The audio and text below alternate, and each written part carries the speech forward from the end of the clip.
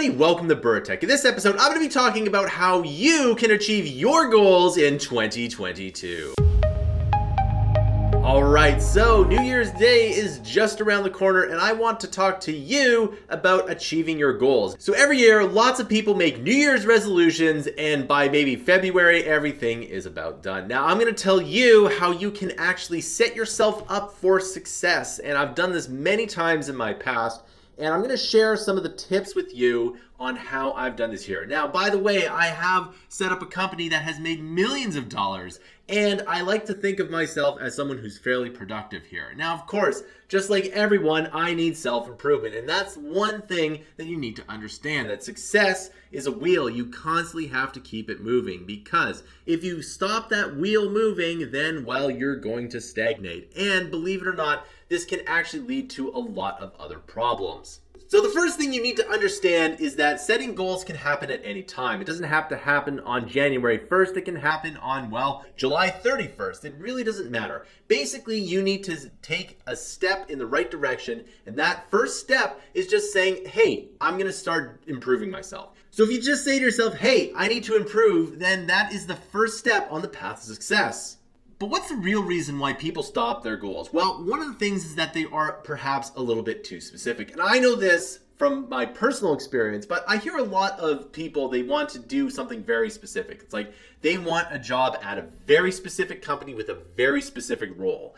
And this might be a good goal to have, but it's very difficult to do that because sometimes the company that you might be working for or want to work for just simply doesn't have any jobs available. And well, you're going to have to work for a different company. So instead, setting a more broad goal and perhaps a more of a theme is a much better idea.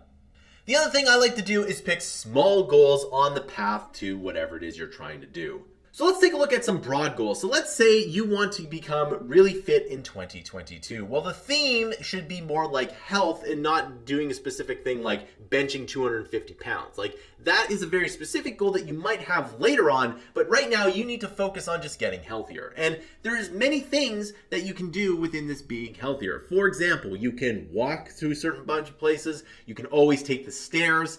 If you eat, let's say, lots of hamburgers, then maybe eating one less hamburger a week might be on the path to success. And this is something that you should definitely think about, because the broad goals, a lot of people, they just try to do very big changes right away. But the real thing that makes you successful is small goals. So let's take a look at eating. Now, eating is one thing that pretty much everybody has on their goal list. They want to eat more healthy at any given time.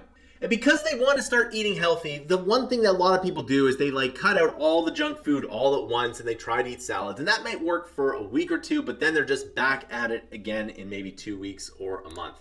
Now, the best thing to do is just to keep doing what you're doing, but slowly make improvements. And over time, like over 6 months, you've actually made quite a bit of improvement.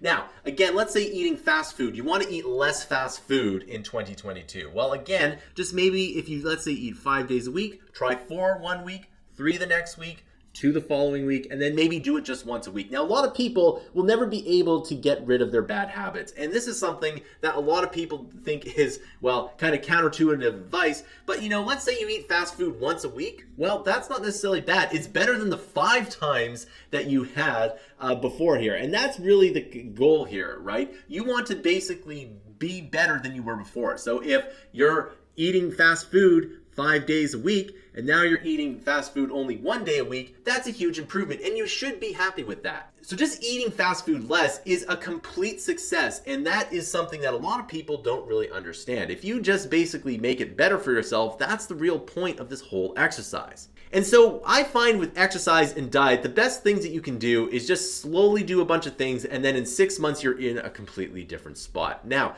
again, everybody does this in a different way. And let's say you can eliminate fast food altogether, then that's a really good thing. And I congratulate you to do that. Now, if you can do that, that's even better, but you shouldn't feel unhappy because you went from 5 days a week to 1. And that brings me to my next point, is that you want to get in the habit of doing things. And I would argue that you want to get in the habit of making goals a reality. So if you start with something really small, like taking the stairs instead of the elevator up maybe 2 flights of stairs. That is really good, because if you can do that, then you're basically putting yourself and training yourself to be in the habit of something good. Now, of course, if you take the elevator once a week, who cares? The point is that you're doing more stairs than you have before, and that's really the point. And once you get in the habit of setting goals and achieving them to some degree, then you're really on the path to success. And believe it or not, even if you achieve half of your goals, that's way more than when people haven't even started. So remember when I said the first step was just getting onto the path of success? Well, that's a huge step. But then you need to train yourself and get in the habit of continually doing this. Of course, like I said, success is a wheel, and once you get onto that wheel, it becomes a lot easier. So using the wheel as an analogy, if I use a bike as an example, starting and pedaling is the hardest when you first start, and then it gets easier over time. And believe it or not, you can actually coast to your destination.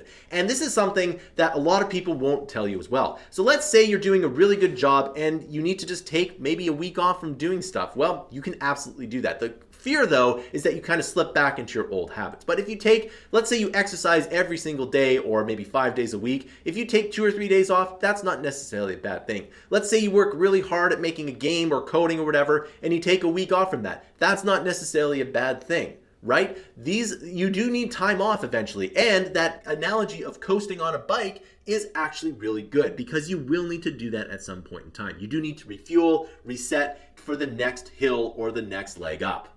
So the other thing is that you should probably focus on one major goal or theme at a time, and you shouldn't be all over the place. Now, a lot of people don't have this problem, but I definitely have this problem. I want to do too many things all at once, and then, I end up doing nothing right. So for some people, you really have to just start with something and stick with that one thing and kind of forget about the rest, unless you can really do those extra things all at once. But I find that if you just focus, then it's really good. And that's another thing, is that if you're looking for a really good goal that kind of gets you to make other goals more easily accessible and achievable, well, focus is probably the best one, because everybody's distracted with social media. If you can just turn off the internet and focus on a task, that could probably be one of the best goals and life skills you can learn in 2022. So the other thing about goals and themes is that they can change along the way, and this happens all the time. Let's say you wanted to read more, but then all of a sudden you started to like learning a new language. Well, you started to read more, and then you wanted to learn, let's say, French or something. Well, guess what? If you learn French in 6 months' time, then that's absolutely really good for you. Even though your goal started off as reading and it ended up as French, that is a positive thing. And remember, goals can change. Do whatever it is you really want to do to become more successful. One example I really like is that water will always take the least resistant path down a hill, and you should be like the water here. So if you find something that's easily achievable, that gets you in a better spot with more goals and skills than you had in the past, take that path. Take the path of least resistance to success. This is not only just good advice for you, your goals, and your career, but it's good advice for business as well. The commerce will always find the path of least resistance, and you should too. The other thing that I've noticed a really lot of successful people do is they throw bad goals away and they constantly unlearn the bad advice. And this is something that you should absolutely do. If you get bad advice from someone, don't worry about it. Everyone gets some bad advice, and all you have to do is just unlearn it and say, okay, this wasn't good advice, and I'm going to go to the next level. And this is something that you should absolutely do. Unlearning the bad parts or the bad things that you've learned is just as important as learning new things. If you unlearn the bad things and refocus your brain, then guess what? You are going to be doing a lot more than the average population, because most people don't do this. In fact, this is probably very surprising for you to hear. But the thing is that I've unlearned a lot of things in my past, and I've been wrong so many times. And once you realize that you've been wrong and that you failed, you can fail forward. And this is something that successful people absolutely do. In fact, they do this very, very well. They switch their mindset with the new available data, and it's really difficult to do. And the reason for this is called the sunken cost fallacy. And I see this a lot with new grads. So let's say someone put a lot of money and effort into a degree, but that degree isn't as useful as they thought it would be. Well, they continue on what that degree and that career should be instead of kind of switching careers. And believe it or not, if you had a 4-year college degree and you did a reasonable job at learning the themes in that college degree, then guess what? You can probably pivot. And pivoting isn't necessarily a bad thing. Just because you have an English degree and all of a sudden you end up in marketing, that's that's really not that bad of a thing. You should take the path of least resistance to success. And if you do this, believe it or not, you will be more successful, and I would argue that we would be more happy. The only problem is that your past self might not agree with your current trajectory, and you can say, who cares? Past self doesn't know what future self or present self knows. And just because you thought your career or your life was going to be a certain way in the past doesn't mean it has to be that way. In fact, your life could be quite a bit better if you just take a different path. And last, but certainly not least, is that you shouldn't burn yourself out. Setting goals should be an easy thing that you do every day. It's very easy to just kind of get up and do something small. That's why I say getting in the habit is a good thing. But if you do something small and expand the scope of whatever it is you're doing every day, it's going to become natural. Your future self should do all the things that you want to do naturally and easily. And the way to do that is to just do things slow. So one of the best examples of this is that if you live in a mountain region, chances are there's a pretty intense hike. And you know, I've been on these hikes that are maybe about an hour to an hour and a half long, but it's literally straight up a hill. And one of the ways that you can get up this hill really quickly is to just go really slow and never stop, right? And that's kind of the goal that you want to do. But what a lot of people do in this hill, and myself included the first time I did it, was to just simply go as fast as you can, rest, fast as you can, rest, fast as you can, rest. Now, this is not necessarily a bad idea, but when you first start out, you want to just go really slow. And once you get into the habit, then maybe you can do these sprints and rests too. Now, once you get into goal setting, you might want to do the sprints and rests. I like to do that sometimes too. But for other things, I just like to take small incremental steps and basically make whatever it is I want to be a natural part of my day. For example, I can make these YouTube videos on a daily basis. It does not take any extra work for me to do because I'm so accustomed to doing this. Now, of course, I have 10 plus years of experience making videos and all of this kind of stuff here, so it's natural to me. And I basically had a hard time doing it in the past. Now, I've made it a habit. I just can make these videos day in and day out, and it doesn't really feel like work for me.